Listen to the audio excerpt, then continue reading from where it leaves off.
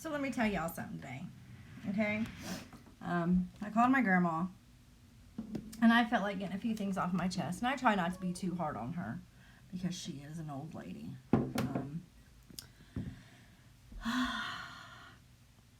So I just simply asked my grandma that next time my birthing unit is there, could she please not answer my FaceTime?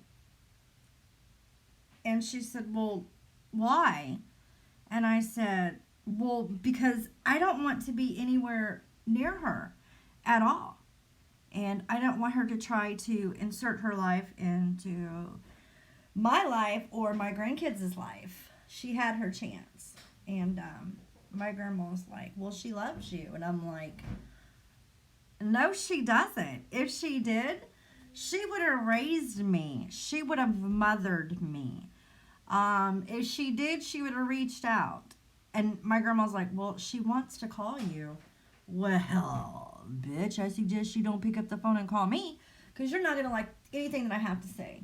And I told my grandma that if she answers my FaceTime and I find out Debbie's there, that I am going to say a whole lot of shit to Debbie, that I'm going to have to ask my grandma to plug her ears.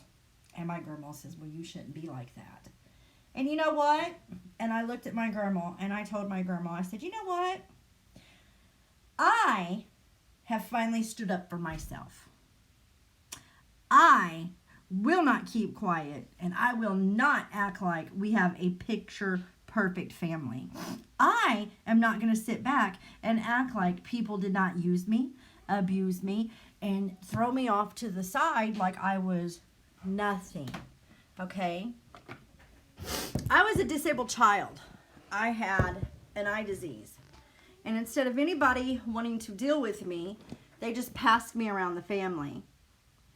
And then the only one that really knew and even cared was my father, which according to my birthing unit and the other side of the family, he's the biggest piece of shit that ever walked the face of the planet. But you know what? My dad never turned his back on me. My dad never put any female in front of me. My dad has always loved me and will tell me he loves me, and he is always part of my life. Whether I want him to be or not, he does not. No, he doesn't take no for an answer. You know why? Because he's a real parent, and he loves me, and he loves his family.